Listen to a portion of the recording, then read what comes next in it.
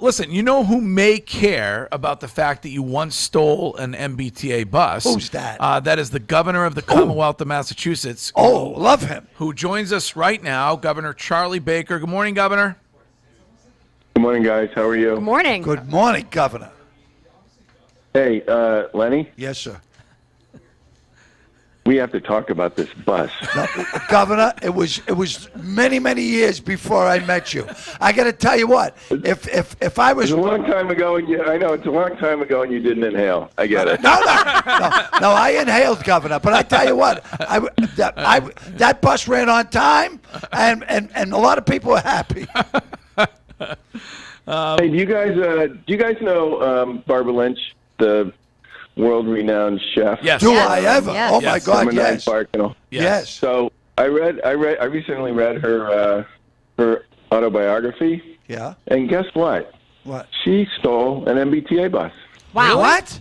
when she was a kid. Well, see, Governor, before you, people were stealing them left and right. Yeah. Yeah. That's like a sign. Must be a sign of greatness to come. Like if, Apparently. yeah. Well, I can't write a book till a few more people die, but it's going to be a great one. It'll be a great book. It'll be a great book. Governor, thank you for joining us as you have done when it comes to this radio telethon since you were elected. Every year. Every year. Yeah. It's really, for me, doing this the first year. It is it's eye opening when it comes to the support that this community gives to Dana-Farber and to the Jimmy Fund, and they've been doing it forever. Well, the other thing that I think is really important about it, and I usually do it in studio. I just couldn't come in this morning. It's nothing to do with me, right, Governor? No, nothing. Yeah, God, no. Nothing to do with you, Lenny. But as a lot of the families who, I mean, cancer with one of your children, I would have to believe, is one of the most personal and profoundly private and difficult things you could ever possibly go through. And this particular event gives voice to a lot of the families and a lot of the kids who are served by Children's and by the people at Children's, and I have to believe creates a tremendous sense of hope and possibility for so many of the folks who are dealing with these issues. I mean, I've been in the healthcare biz for a long time, I think, as many of you know, and the progress that's been made over the past 20 years or so that this telethon's been going on at Children's and at other places with respect to kids' cancer is astonishing. And for many people for whom there weren't a lot of options, even a decade ago, there are tremendous things that can be done to save lives that have come on board over the course of the past 10 years or so. And events like this and the opportunity that they give families and kids a chance to talk about their experiences is incredibly important and powerful, especially since so much of this research is being done right here in Boston and the Commonwealth of Mass. So I'm a huge fan of what this thing is all about and what this particular telethon and radiothon represents. It's a beautiful thing. Well, you know, the Red Sox relationship, Governor, with the Jimmy Fund is really unlike any other. All the way back. All the way back. And that says something, I think, about this city and about this state and about how giving people are here and the expectation that you're going to be a part of that. Absolutely. And that's, it's funny, the first time I ever went to a Red Sox game, I was about 10. It was the 67 season. It was a doubleheader. Yeah. California Angels. We won the first game like 12-4, and we were down 8-1 in the second, and we eventually won it on it was either Carl Yastrzemski or Jerry Adair hit a home run to win the game 9-8. And the most amazing thing about that was even then, the Jimmy Fund stuff was all over Fenway Park, and that was. Boy, was that a long time ago. Yeah. In 1967, I snuck into 44 games, Governor. I I think Lenny believes that Only there's. 44. I think Lenny believes there's some kind of an amnesty thing going on when the governor's on, because he's now admitting to every single crime that no one even cares. There was nothing. I mean, well, they cared then. They tried to stop me, but I was a big fan. Still am. Yeah. Sam Kennedy may come for those dollars later on in the show. You better leave before Sam Kennedy's on, Lenny. Governor, as long as you're on with us, we had an interesting discussion yesterday with the mayor, who had humble bragged that you were on the phone yesterday together before he came on the show. So I want to verify that. But we had a brief discussion about traffic in the city.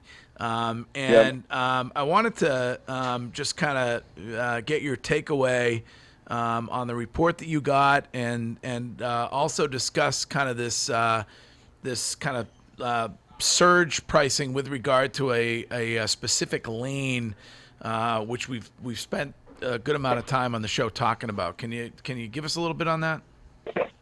Yeah, sure. The report itself is available on the DOT website.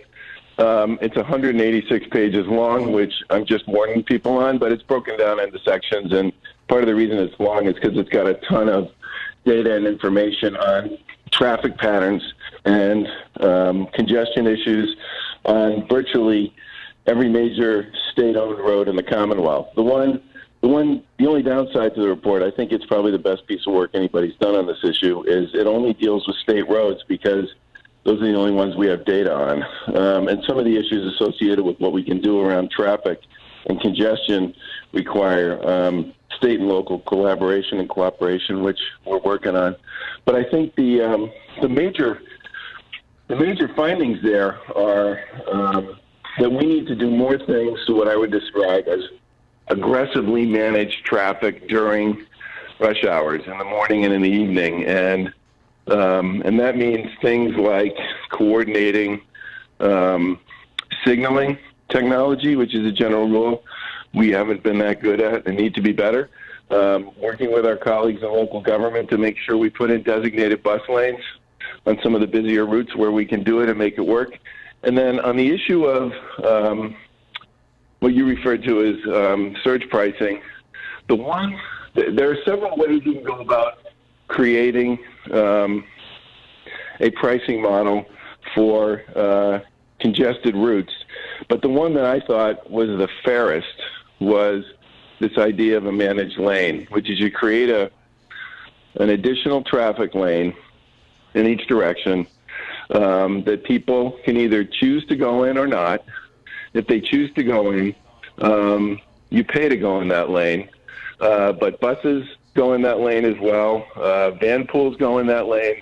And they travel free, so that if people want to pursue the route that has this managed lane in it, but don't want to pay the toll, they can do it that way.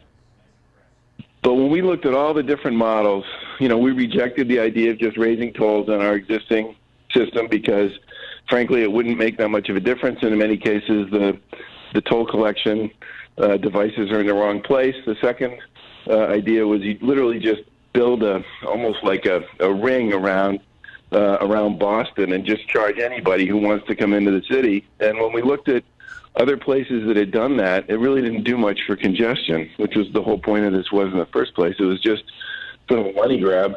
And that led us to this idea of managed lanes, which are currently being used in a bunch of different states and seem to be pretty effective at taking cars off of the main route, whatever it is, which opens up the route and makes it less congested. And people seem willing to pay. And you can come up with a lot of different models for how you structure how you pay. Yeah. But that, to us, is a far fairer way of doing this than some of the other ways people are talking about. It would be an additional lane that would be constructed. It has to be. Okay, it has to be. Under federal law, it has to be. I'm one of your biggest fans, but there's no room. In Cambridge, they have a lane for bikes. They've cut the road in half for bikes. You can ride on the sidewalk. You don't need a lane. Yeah, but, Governor, I can help you. I need your help. I'm developing this jetpack. You know the scooters they have that you leave everywhere and everyone hates them? Yeah. I've got a jetpack. Well, but I just can't I can't get over the hump. A lot of accidents with my experiments with jetpack. But you can have a jetpack. Who did you get the? Who'd you get the jetpack from? Well, this kid at MIT was drinking one night and he owed me a favor. But I got to tell you, we can get this thing up and running, and there can be jetpacks. Leave it, stick the credit card in, boom, off the jet. You won't need cards. Oh, it's like the scooter. It's like the scooter. It's a scooter in the sky. Okay, and you can partner with Lyft for the obvious reasons. There you go. But I need a little help. That was good, by the way. Partnering with Lyft. Nick throws them in every now and then. I would expect that there would be no sort of public safety issues associated with something like that either, right? No, I find the homeless people are more than willing to give it a shot. That's what I've been working with, because I try to get everyone involved, Governor. Thank you, Lenny. Darwinian principles will kick into effect real quick with that, Lenny. Governor, are you going to be attending the Patriots opener? I'm a big Patriots fan, but the honest answer is I don't know, and I haven't thought that much about it. I know I'm not supposed to say that, but it's true. That's security reasons. Security reasons alone, Governor. That was a Tom Brady level pause right there, by the way. I don't want you to blow Nick's head up, but I did want to mention that the governor enjoyed your Foxborough fanboy question for Tom Brady about his best throw. So the governor sent me a text about that. I thought the back and forth on that whole best throw thing was really interesting, and one of my all-time favorite best throws of his, I'm not even sure it came up in the conversation. No, of course I'm drawing a blank. Well, Governor, corner touchdown to win the game. Brandon Cooks against the Texans in 2017. Yeah, right. Did that one even come up? Well, no, that one actually didn't come up, and that was to Cooks in 2017 to beat the Texans in Deshaun Watson's emergence game. Yeah, right. Great throw. Well, Great Governor, throw. I would like to bring up my throw in the Best Buddies Challenge at Harvard Stadium that you attended, and I thought that was a hell of a catch.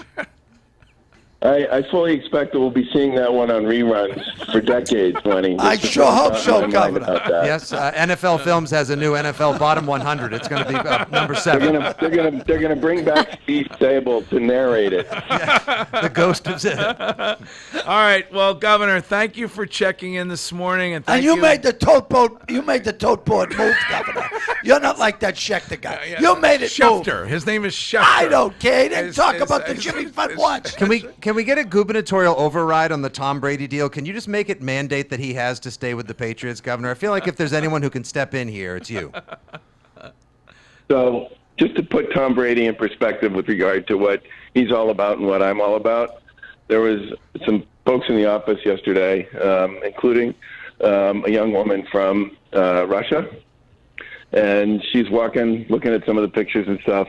And all of a sudden she stops and she points. And she goes, Tom Brady. Because there was a picture of Tom Brady at the Best Buddies in the office. So she wouldn't have known me from Adam, okay? But she saw that picture and she knew exactly who that was. I think he plays at a slightly higher level than most of the rest of us guys. Am I in the picture too, Governor? Do about that. Am I in that picture too? No, Oh my God, Lenny, give it a rest. No, I was at the Best Buddies.